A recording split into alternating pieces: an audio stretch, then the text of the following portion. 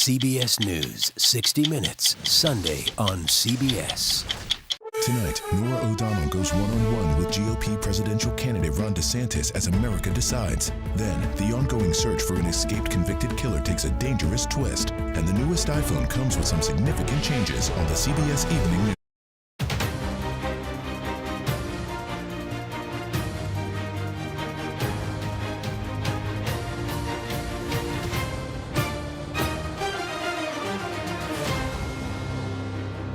Today, I am directing our House committee to open a formal impeachment inquiry into President Joe Biden. I think it's been, frankly, long overdue. Should voters worry about the ages of President Biden and former President Donald Trump? I think that's an absolutely legitimate concern. The presidency is not a job for someone that's 80 years old. Hello, I'm Nicole Killian in Washington, and welcome to America Decides. House Speaker Kevin McCarthy has announced he is directing multiple House committees to open an impeachment inquiry into President Biden. The Speaker said allegations the president profited off of his son's business dealings are credible. This logical next step will give our committees the full power to gather all the facts and answers for the American public. That's exactly what we want to know, the answers. I believe the president would want to answer these questions and allegations as well. Conservative lawmakers have been calling on McCarthy to launch this. The White House is calling it extreme politics at its worst and say House Republicans haven't turned up any evidence of wrongdoing. And Florida Governor Ron DeSantis sat down for an interview with CBS Evening News anchor and managing editor Norah O'Donnell. We'll bring you part of that conversation later. But first, we begin with Speaker McCarthy's announcement of a Biden impeachment inquiry. Earlier, I spoke with Texas Republican Congressman Chip Roy. Congressman Chip Roy joins us now. Congressman, thanks so much for joining us. I first want to start off by getting your reaction to Speaker McCarthy's announcement today that he is directing an impeachment inquiry against President Biden. Do you think that's warranted, and why now? Yeah, sure. I mean, I think it's been, frankly, long overdue. But, you know, we've had to allow the Oversight Committee and Judiciary Committee to go about doing their work. Jamie Comer and his staff have done a phenomenal job, frankly, without the backing of a Department of Justice, using the tools at the disposal of the Department of Justice that they have. And we've been able to go uncover a whole lot of troubling facts. And I think the American people have seen that. My friend Dan Bishop was just talking about stuff that we've been looking at and concerns about FARA violations, foreign corrupt practices violations. These are real concerns when we look at the money that's flowed from foreign governments to the son of a vice president turned president. So I think we've got more than ample evidence to look at that's troubling to go forward and pursue an impeachment inquiry. How do you counter the White House, though, which says after 9 months of investigations, there is no evidence of wrongdoing? Yeah, I mean, that's what I would say if I were them, too, to try to avoid the actual problem. But the American people are looking at the facts, and they've got the same concerns that we have here as their representatives, that there have been blatant violations, that this is potentially the most corruption that we have seen at the highest levels of government in the White House in perhaps our history in terms of the dollars flowing to the family of a president. From foreign countries, the clear conflicts of interest, looking at Burisma, looking at what we're seeing with respect to Ukraine and Hunter's involvement there. These are more than troubling. And to pursue an impeachment inquiry, just so everybody understands, is to elevate it to the level to be able to use the full tools at our disposal to go seek the truth. We've not been able to go dive into the bank accounts of any member of the Biden family. I suspect they don't want that to happen. Don't you? But even though you find some of this troubling, what specific evidence do you have that rises to the level of an impeachable offense? Well, what we're talking about here is the flow of dollars from foreign governments through and to the son of the former vice president turned president. What we have is the fact that we had whistleblowers producing evidence directly contradicting the president, that he had no knowledge of all this and that it wasn't connected to Hunter's business associates. What we have is testimony that we now learn, and we've seen the emails with the pseudonyms that we'd like to get a little bit more information on. But again, this is all without diving into the bank accounts and going into the information that we're going to need to see. And so I suspect that the president and Hunter have no desire for us to see where the dollars have flowed. That's what I think they're concerned about, and that's why I think we need an impeachment inquiry to go seek the truth. All we want to do is seek truth wherever it may lead. So since you are on the Judiciary Committee, which is one of the panels investigating, what more do you expect your committee to do with this new charge? Well, now we'll look between the Oversight Committee, which has been, of course, leading the investigation, coupled with the Judiciary Committee with respect to impeachment inquiry. We will now go look and take this up and pursue what we need to get subpoenas, to get the right information so that we can know the truth. That's it. I mean, look, I'm a former federal prosecutor. That's what you do. Once you've got some reasonable suspicion, once you've got some basis, you go pursue it. You go do investigations, and you go figure out where the facts lead, and then you decide whether you've got something that's indictable and that you can then go prosecute. So that's all this is about. Again, if there's nothing to worry here, what are they afraid of? What are they afraid of? What is your timetable? Well, I think given the news today that the Speaker is directing an impeachment inquiry, I would expect that the committees would move with expedition immediately this week to pursue the facts wherever they may lead.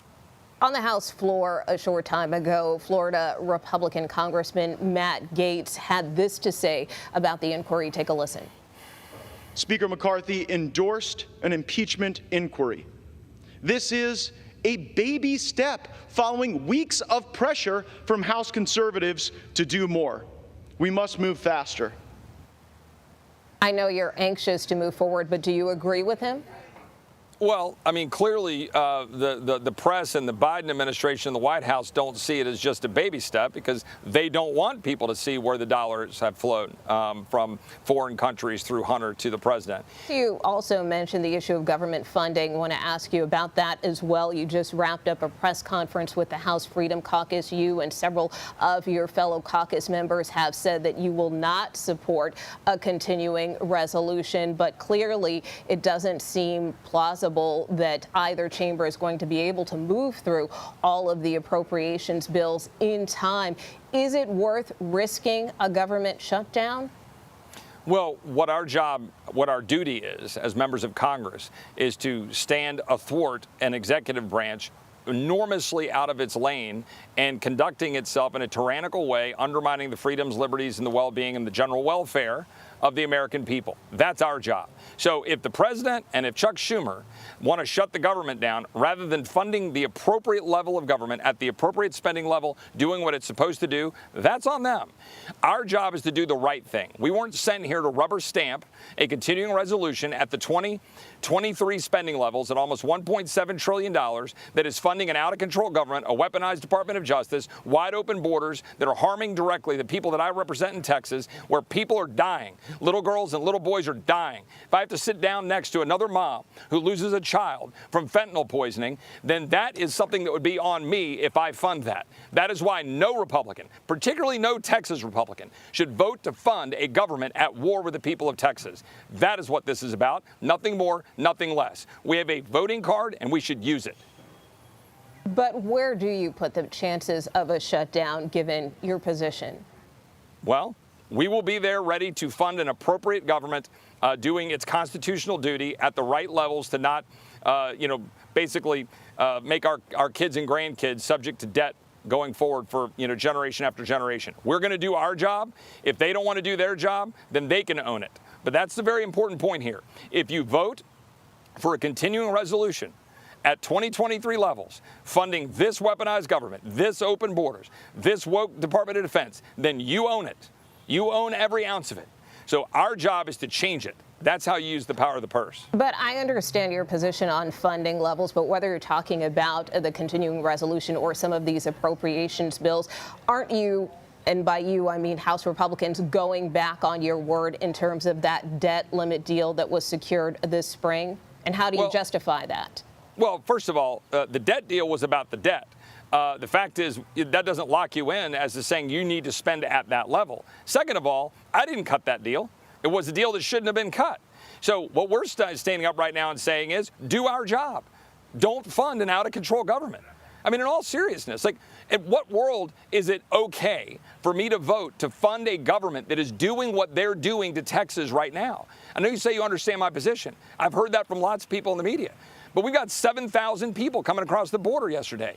We've got 73,000 dead Americans from fentanyl poisoning. We had 856 migrants who died along the southern border last year. I've had numerous sessions with moms just over August who lost their children to fentanyl poisoning. How many little girls have to get sold into the sex trafficking trade? Why should I fund that? The answer is I shouldn't. That's why we were given the power of the purse by the founding fathers. We should stand up at this building against the other end of Pennsylvania Avenue and say, no, you don't get to do that. We have a voice here, and that's what this is about. It's not about arbitrary decisions about, oh, there's going to be a shutdown. This government shut down the biggest economy in the history of the world. They shut it down 2 years ago, killing jobs, putting our kids in the corners, forcing masks on them. And we're going to get worried about, oh, we might have the government shut down for a week or two. How about we do our job? Fund our defense, fund our security, fund our sovereignty, and then get the hell out of the way of the American people so they can live. All right, Congressman Chip Roy, thank you so much for joining us. Thanks, Nicole. Age concerns are a top issue among voters of both political parties. Up next, Ron DeSantis weighs in on that debate in an exclusive interview with CBS News. You're streaming America Decides.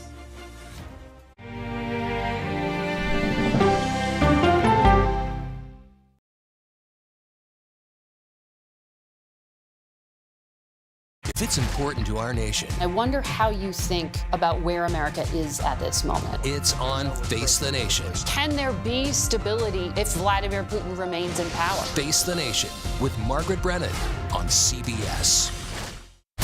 America Decides, taking you inside American democracy. The most important stories on a day-to-day, hour-to-hour basis. You're going to hear a lot of reporting. It is clearly a pivotal moment. Gun control, the economy, education. Both sides of the political aisle fight it out for power. Bringing you the analysis that you need. Thoughtfully, with context. Be part of the conversation. On CBS News Streaming. Welcome to America Decides.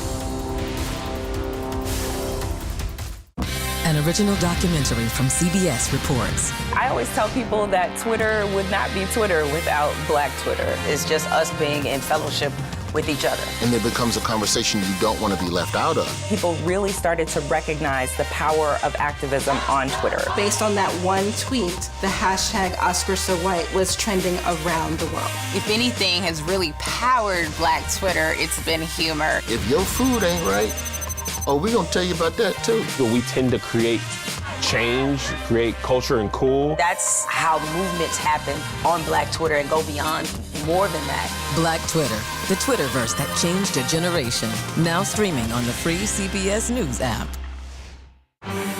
When weather turns extreme, The threat of severe weather and dangerous tornadoes is expected to last. CBS News and the Weather Channel bring you virtual weather technology so advanced, so real. Let's bring in our partners at the Weather Channel. Now 6 feet of water, imagine that. Cars that can act like battering rams. These hyper-realistic simulations show you what the weather will look and feel like before it happens. Feel the forecast, streaming on CBS News.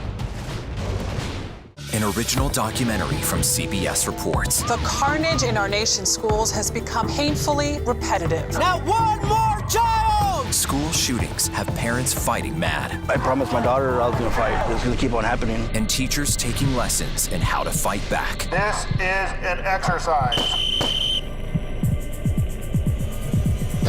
We approach it as it's you or them. It shouldn't have to be your teacher's job to protect your life. But will the battle over gun control, People are afraid that they're going to lose their gun rights altogether. be the hardest lesson of all? The exercise, you're having to shoot at an adult. Are you prepared to have to kill one of your students? Guns in the Classroom, now streaming on the free CBS News app.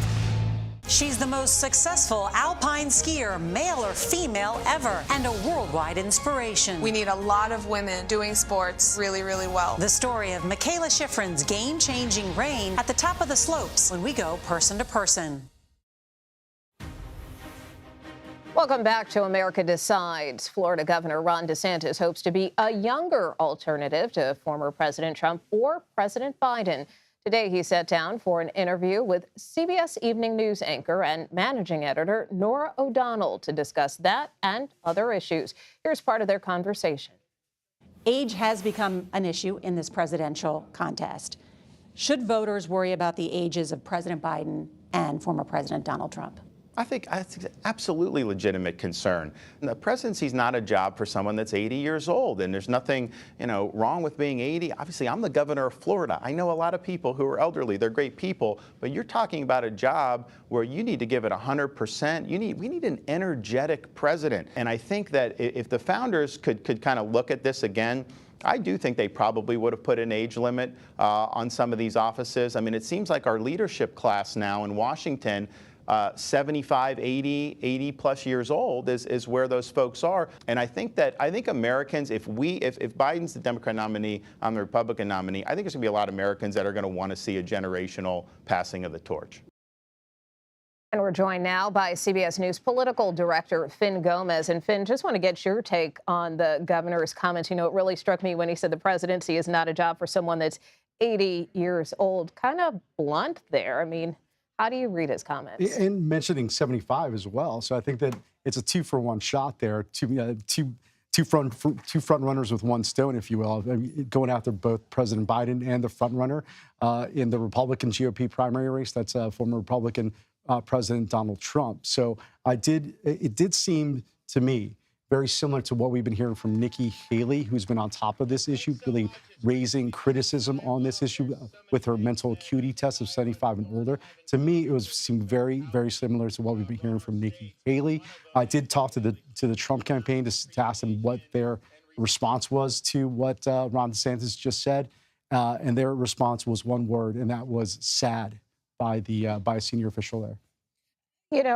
I know we did some recent polling here at CBS News with respect to the issue of age, where we found 77% of those surveyed favor age limits for elected officials compared to 23% who don't. I mean, so when someone like Ron DeSantis is making a comment like this, is this just kind of playing into the electorate, or is this something that could potentially hurt him with senior voters who are a significant voting bloc? A huge voting bloc. I think something like the median age of the Republican voters, something about like mid-60s, somewhere around there. And also, he's coming from Florida. He was very careful to mention that when he talked about senior voters.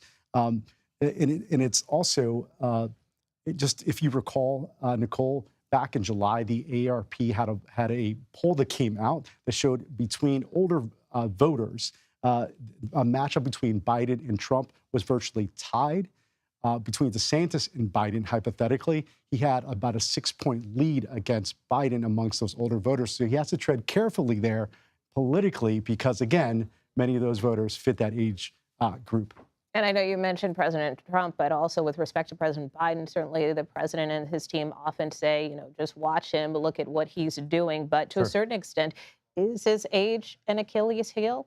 Well, it has been, and it has been a big political target by Republicans. I mean, they have really focused on that. And so you've been hearing that, you've been seeing that. I did talk to one Democrat, one top-level Democrat yesterday, who talking specifically about that, and that he did mention to me that there was a little bit of a contrast between what you're seeing Biden just in his how he acts sometimes. I think there was some criticism over his press conference in Vietnam. But it is interesting because if you look at Donald Trump, right, who's the dominant frontrunner of the Republican Party right now, he's only 3 years behind Biden. Yet it pretty much wavers. If you look at the Wall Street Journal poll that just came out this week, about 73% said that age was a factor for Biden, but only about 40+% were saying that the same thing about Trump. So there is a little bit of a disparity. I think that part of that is because it has been such a target by Republicans. And then, in terms of another potential pitfall for the president, obviously, we know that this impeachment inquiry was just launched today by House Speaker Kevin McCarthy. But we've talked a little bit earlier in the show about how this might play politically on Capitol Hill. But what about on the campaign trail? What type of reaction are you hearing from the campaign? Well, Nicole, I just spoke to a senior-level Democrat from Biden world who said that Biden world feels confident that this political exercise, this political stunt referring to this impeachment inquiry is going to, quote, backfire on Republicans, both politically and electorally, is what they said. They're gearing up for a fight, and they think it's going to benefit them in the long run politically. I mean, is this just an effort, do you think, on the part of Republicans to weaken the president going into this election cycle? I think many Democrats that I spoke to believe that, and I think that by doing so, you do open some distraction. But if you look, former speaker, there's been former. I spoke to some Republicans, former Republican congressman, actually, just a couple of days ago, who said this could also backfire politically on Republicans on the Hill. So it's a little bit of, tread carefully. Yeah, well, it's certainly going to be a very interesting campaign cycle as we proceed with just, 125 days left to go before 125 days until the Iowa caucuses, Nicole. So to be continued. Finn Gomez, thank you so much. Lawmakers on Capitol Hill are reacting to Speaker McCarthy's decision to greenlight an impeachment inquiry into President Biden. We will take a look at more of the political impact next. You're streaming America Decides.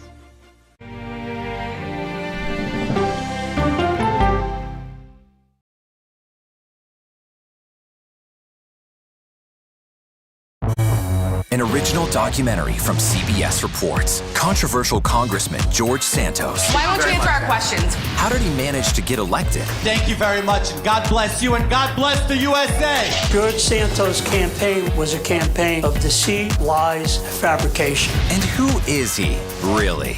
I knew him as Anthony DeVolder from Queens. Really, who he is, he's a fraud. I compare him to the Tinder swindler. From people who know him, the truth, the facts, the lies. He would say that he was worth $100 million.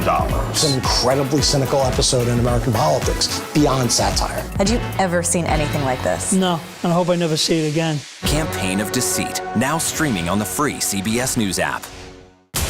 She dazzled on the court and off the court as a businesswoman. Thank you for joining us on Person to Person. Tennis superstar and entrepreneur Serena Williams.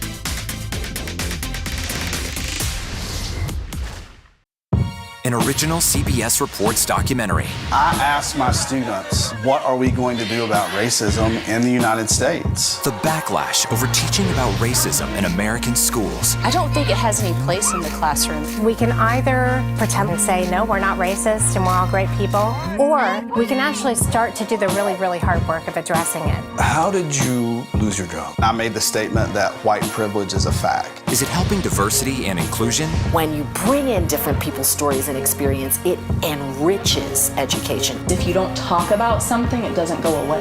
Or driving us further apart? What schools are doing to our children in the name of anti-racism is in fact teaching them racism. The intention is to put us in this war against each other. An original CBS Reports documentary, streaming now.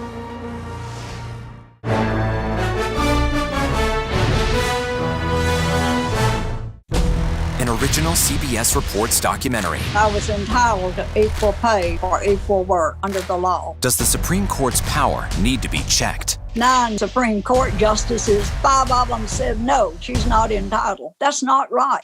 Calls to fix the court tend to go along with the politics of the moment.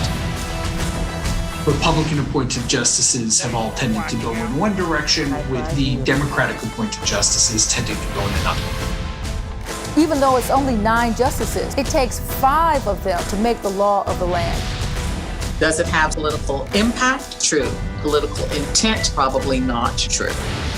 If the American people don't trust the judgments of their court, that's a real problem for our democracy. An original CBS Reports documentary, streaming now.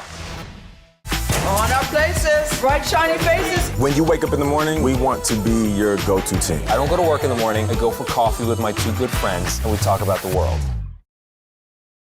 This is the extremist Republicans trying to figure out how they can use the business of the American people, doing the work we're supposed to do, as leverage to try to improve their political position.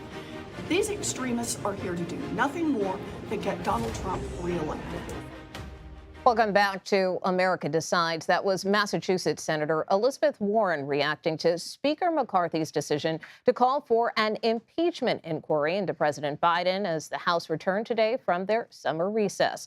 Lawmakers have until the end of the month to pass spending bills that would keep the government funded. Ashley Etienne and Kevin Sheridan join us now. Ashley is a CBS News political contributor and the former communications director for Vice President Kamala Harris and former House Speaker Nancy Pelosi.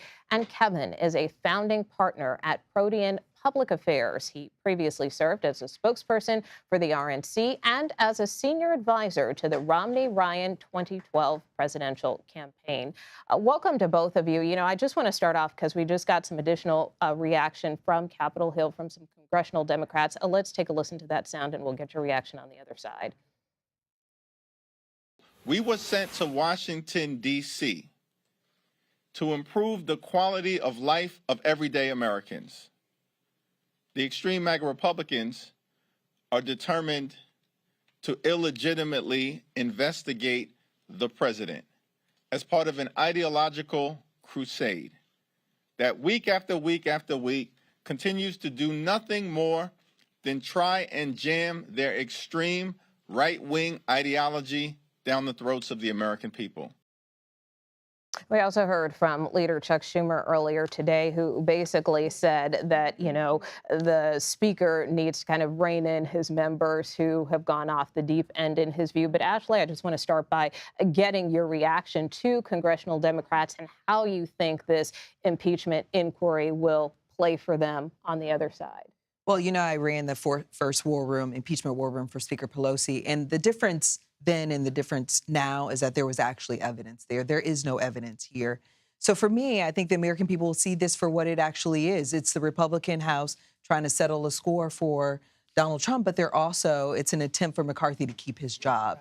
So, but here's the thing, you can't, you know, impeachment should be so serious that it should be a very last resort. I watched Speaker Pelosi take the pressure and withstand pressure from her own caucus for over a year to not move forward on impeachment without any evidence. She refused to move forward until the president actually gave us the evidence. He gave us the tape with his phone call to Zelensky asking for dirt on Donald Trump. We saw video of him standing on the ellipse telling an angry mob of insurrectionists to go down to the Capitol and fight like hell. So there was evidence there. There is no evidence here. And I think that the Republican Party should back off of it and realize that this is a loser every time. I mean, Kevin, I see you smiling there. Obviously, we know House Republicans have been investigating for a number of months now. Is there a there? Well, there may not be bank record evidence yet, but that's because the IRS was not allowed to investigate that. And so this will now give them subpoena power to potentially look at the 12 or so banks that, and that flagged suspicious transactions. And what was the $20 million flowing through, Joe Biden's grandkids' LLCs? There is a lot of circumstantial evidence. We'll see if they can, find the fire, but there is smoke. But here's the thing. Republicans always jump the shark. They always put their desire ahead of the facts, their desire, their politics of retribution before the facts. And they're doing it here again. The reality is you could get those bank records without initiating an inquiry at all. You don't have to have an inquiry to get that. The IRS whistleblowers said they were blocked and they were not able to get them. By the Trump administration.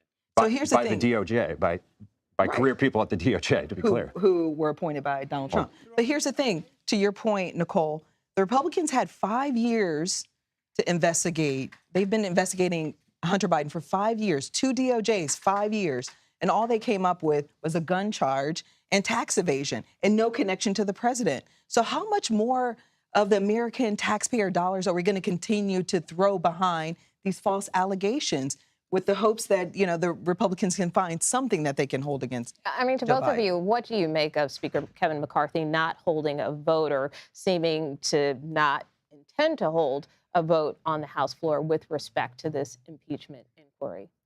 Well, he's getting pressure from the Freedom Caucus. They were set to meet today. And clearly they want to move forward. They think there's enough there. Why he didn't hold a vote, I think, Because he doesn't have the votes. I'll answer the question for you, Kevin. Because he doesn't have the votes. I mean, the reality is... But regardless of whether he does or not, Sure. should he be holding that vote? Oh, absolutely. Period? I mean, Absolutely. is this changing the rules? Well, there's going to be a lot of hypocrisy on both sides right now. Of everybody who loved impeachments for 4 years is now against impeachments, and everybody who wanted full votes on the floor last time, are going to be hypocritical this time. But look, we'll see what they turn up. They have turned up a lot so far. We'll see what else comes out. Can I just quote Republicans on the House side? They're asking the same question. Where is the evidence? When your caucus is asking, where is the evidence, maybe you should move forward. And that's exactly why he didn't have a vote. Obviously, this is all coming at a very busy time for Capitol Hill. As we mentioned, there's also this issue of trying to fund the government. How could this impeachment inquiry potentially complicate those efforts, which we know Congress only has about 11 legislative days left this month. Yeah, and they're going to have to say, if you want to continue this impeachment, you got to keep the government open. I think that's what some of the leadership is going to play that game a little bit. We'll see if that flies with the Freedom Caucus. But yeah, it's another tough spending It's situation. a sad state of affairs when you have the speaker who's negotiating with his caucus and saying, I'll give you impeachment if you give me the opportunity to keep the government open.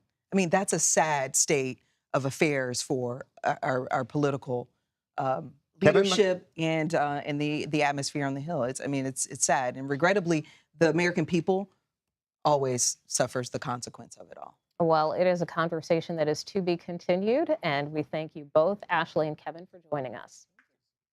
And that does it for today. You are watching and streaming CBS News.